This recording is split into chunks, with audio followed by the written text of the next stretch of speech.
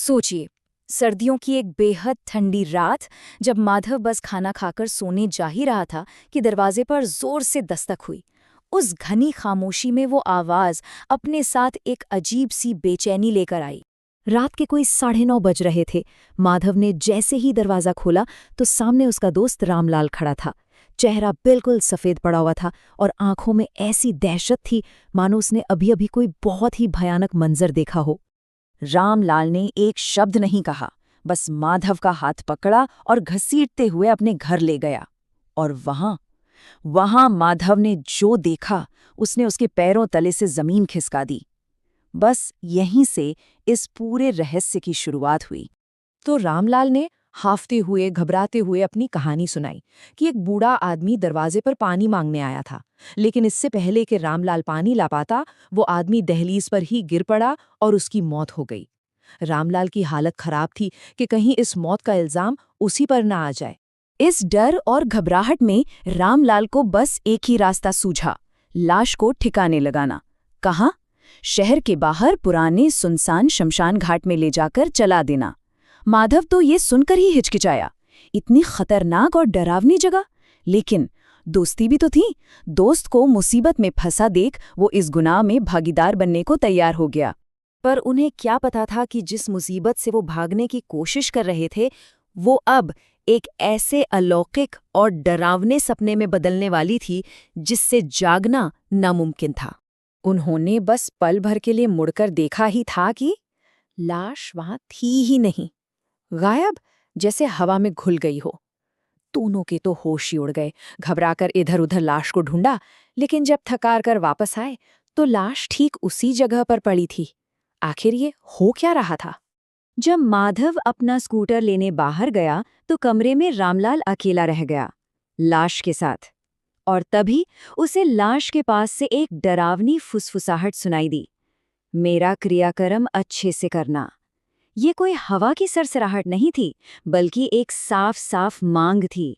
ये पहला इशारा था कि उनका पाला किसी मामूली लाश से नहीं, बल्कि एक मकसद वाली आत्मा से पड़ा है। शमशान के रास्ते में ये अलौकिक घटनाएं और भी तेज हो गई। अचानक से भयानक तूफान और बारिश शुरू हो गई। रामलाल को लगा जैसे किसी अनदेखे हाथ ने उसे जोर से थप्पड़ मारा हो, और फिर हवा में किसी के जोर जोर से हंसने की आवाज गूंजने लगी। और अजीब बात ये थी कि ये सारा कहर सिर्फ और सिर्फ रामलाल पर टूट रहा था। सफर तो लगभग खत्म होने को था, लेकिन सबसे अजीब और सबसे खौफनाक घटना अभी बाकी थी। तूफान इतना तेज था कि उन्हें एक जगह रुकना पड़ा। तभी रामलाल चीखा, वो देखो, लाश लाश उठकर बैठ गई है। लेकिन माधव को वहां कुछ नहीं दिखा। उसे लगा ये सब रामलाल का वहम है, उसका डर है। उसने बात टाल दी और इस वजह से रामलाल अपने खौफ में और भी अकेला पड़ गया। और आखिरकार वो अपनी मंजिल पर पहुंच ही गए। वो पुराना शमशान घाट रात के अंधेरे में और भी भयानक लग रहा था। चारों तरफ ऐसा सन्नाटा था जैसे मौत खुद वहां पहरा दे रही हो। अब यहीं इस अंतिम संस्कार की जगह पर डर का अंत होने वाला था, और एक भयानक सच का खुलासा भी। और फिर वही हुआ दूसरी बार। माधव जैसे ही शमशान के अंदर देकर वापस आया, लाश अपनी जगह से गायब थी, और कुछ ही पल बाद वो फिर से वहीं प्रकट हो गई। अब ये साफ हो चुका था कि कोई अलौकिक शक्ति उनके साथ खेल रही थी। लेकिन इस बार जो हुआ, उसने उनकी रूह कंपा दी। लाश सिर्फ प्रकट नहीं हुई, वो अपने आप उठकर बैठ गई। उसकी बंद आंखें खुल गईं और उसने बोलना शुरू कर दिया। लाश ने सीधे रामलाल की तरफ इशारा किया और कहा, बस। इस एक वाक्य ने रामलाल की बनाई पूरी कहानी को ताश के पत्तों की तरह बिखेर दिया और माधव के सामने उसका झूठ बेनकाब कर दिया। उस आत्मा ने कांपते हुए रामलाल से सच उगलवाया। सच ये था कि रामलाल ने उस बूढ़े आदमी को लूटा था और फिर पहचाने जाने के डर से उसे मार डाला था, और फिर माधव को बुलाया था ताकि इस अपराध को छुपाने में उसकी मदद ले सके। ये सच सुनकर माधव तो सन्न रह गया।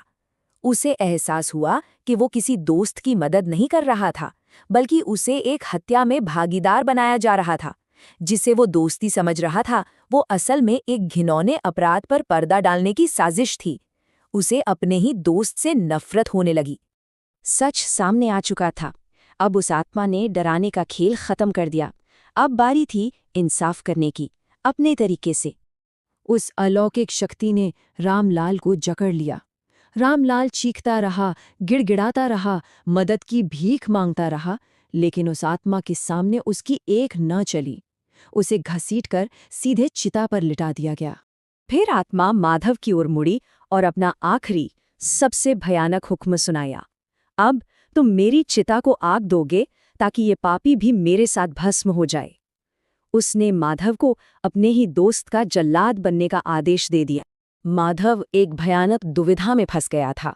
एक तरफ उसका दोस्त था और दूसरी तरफ एक पीड़ित की आत्मा जो इंसाफ मांग रही थी। उसने शायद मन ही मन ये मान लिया था कि उसके दोस्त के पापों ने ही उसे इस अंजाम तक पहुंचाया है। कांपते हाथों से माधव ने चिता को आग लगा दी। उस खामोश रात में एक तरफ उसके दोस्त की दर्दनाक चीखें गूंज रही थीं और दूसरी तरफ उस आत्मा की विजयी हंसी। एक ऐसा मंजर जो बेहद भयानक था। ये कहानी हमें एक गहरे सवाल पर लाकर छोड़ देती है। जब इंसानी कानून नाकाम हो जाता है तो क्या इंसाफ करने के लिए कोई अलौकिक शक्ति आगे आती है? और अगर हाँ, तो उसके दिए गए दंड को इंसाफ कहा जाए या बदला?